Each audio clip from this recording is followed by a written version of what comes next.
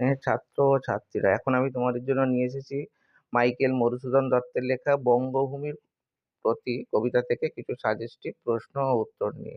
যেহেতু তোমাদের বইতে কোনো অনুশীলনী নেই, কোন ধরনের প্রশ্ন তোমরা অনুশীলন করবে বুঝে উঠতে পারছো না, পরীক্ষার জন্য কোনগুলো পড়লে তোমাদের পরীক্ষায় আসতে পারে, তেমনই প্রশ্ন আজ আমি তোমাদের এই ভিডিওয়ে রেখেছি।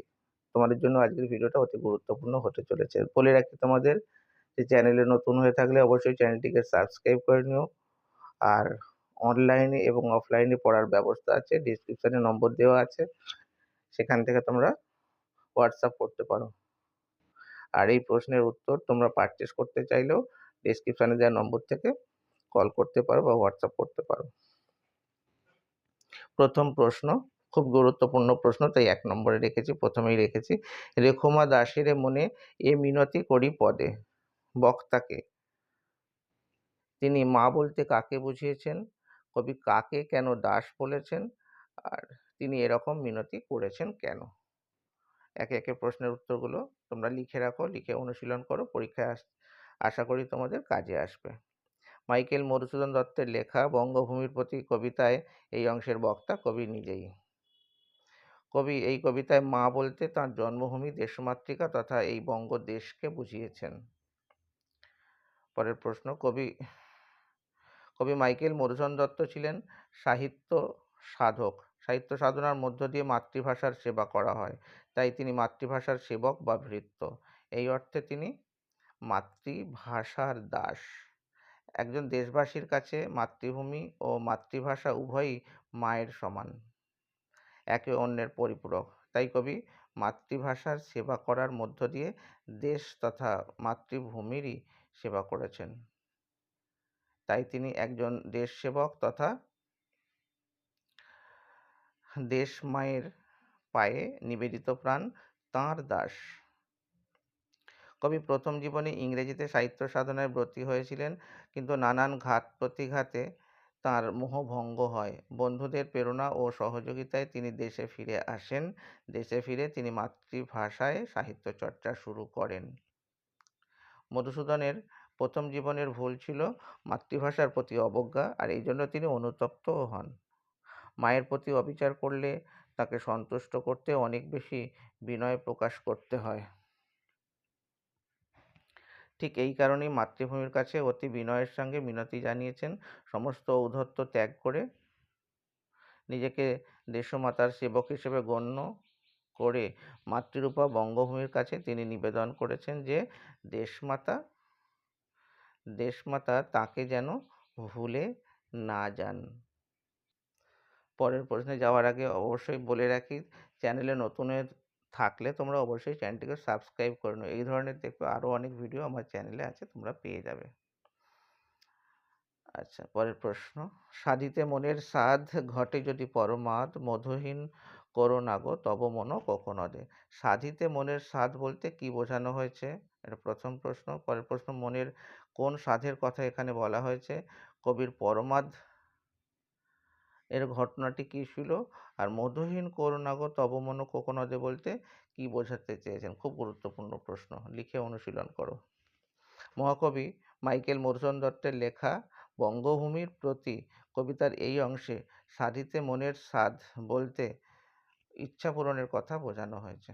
পরের প্রশ্নের উত্তর, কবির ইচ্ছা ছিল তিনি ইংরেজি ভাষায় অমর সাহিত্য সৃষ্টির মাধ্যমে নিজেকে অমর করে রাখবেন। সেই জন্য তিনি বিদেশেও যান, কিন্তু পরে নিজের ভুল বুঝতে পেরে দেশে ফিরে মাতৃভাষায় সাহিত্য সাধনা শুরু করেন।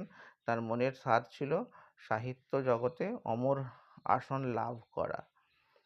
এখানে তিনি সেই সাধের কথাই বলতে চেয়েছেন।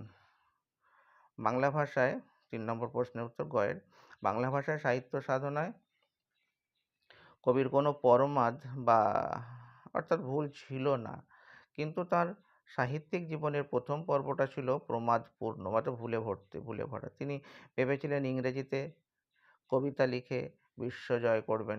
এই জন্য তিনি নিজের ধর্ম, দেশ, মাতৃভাষাকে ত্যাগ করেন ও বিলেত যাত্রা করেন, কিন্তু তার সেই স্বপ্ন সফল হয়নি। তিনি অশেষ কষ্ট ভোগ করে দেশে ফিরে আসেন। দেশের সাহিত্য দূরে ঠেলে বিদেশের সাহিত্যকে কাছে টেনে নেওয়াই ছিল তাঁর জীবনের অন্যতম ভুল। অতীতের এই ভুল তিনি আর করতে চান না। মাতৃভাষাকে অবহেলা করে তিনি সাহিত্য ভিন্ন ভাষায় সাহিত্য চর্চাটাই ছিল তাঁর পরমাদ। শেষের প্রশ্ন, ফুলের মধ্যে যে মিষ্টি রস জন্মায় তাকে বলে মধু বা মকরন্দ। আবার মধুসূদনের নামের সংক্ষেপ মধু। সুতরাং মধুহীন শব্দের দুটি অর্থ হয়। প্রথমত মকরন্দ শূন্য কোকোনদ অর্থে লাল বর্ণের বা লাল রঙের পদ্মফুল। দ্বিতীয়ত বঙ্গভূমির কবি মধুকে মনোরূপ কোকোনদ থেকে বহিষ্কার করা। এখানে দুটি অর্থই প্রযোজ্য। কবি এখানে আলংকারিক ভাষায় মাতৃভূমির কাছে প্রার্থনা করেছেন যে তিনি যেন তাঁর ভুল ত্রুটির জন্য মনের দুয়ার থেকে তাকে বিতাড়িত না করেন। পরের গুরুত্বপূর্ণ প্রশ্ন, চিরস্থির কবে নীর হায় রে জীবন নদে, কার লেখা কোন কবিতার অংশ? কোন প্রসঙ্গে এই কথা বলা হয়েছে? জীবননদ কথাটি ব্যবহারের গুরুত্ব কী? আর উদ্ধৃতিটির তাৎপর্য ব্যাখ্যা করো। একে একে প্রশ্নের উত্তরগুলো বলছি, শোনো। মাইকেল মধুসূদন দত্তের লেখা এই অংশটি বঙ্গভূমির প্রতি নামক কবিতার অংশ। কবি তাঁর দেশজননী বঙ্গভূমিকে ভুলে না যেতে মিনতি করে বলেছেন যে প্রবাসে যদি তাঁর মৃত্যুও হয় তবুও তিনি ভয় পান না, কারণ জন্মালে মরতে হবেই। এই চিরসত্যকে উপমা দিয়ে বোঝানোর প্রসঙ্গে এই কথা কবি বলেছেন। পরের প্রশ্নের উত্তর, জীবননদ কথাটি রূপক অর্থে ব্যবহার করা হয়েছে। নদী যেমন উৎসস্থল থেকে নানা ঘাত প্রতিঘাতের মধ্য দিয়ে চলতে থাকে, কখনোই স্থির হয় না, ঠিক তেমনি করেই চলে জীবনের গতি। জন্মের পর থেকেই নানা ঘাত প্রতিঘাতের মধ্য দিয়ে চলতে চলতে একদিন ফুরায় এ জীবনের সব লেনদেন। চঞ্চলতার অন্তিম পরিণামে থেমে যায় জীবনের স্রোত। তাই কবি জীবনকে নদীর রূপকের মধ্য দিয়ে তুলে ধরে বলেছেন যে এই জীবননদের জল কোনোদিন স্থির নয়। সবশেষ প্রশ্নের উত্তর,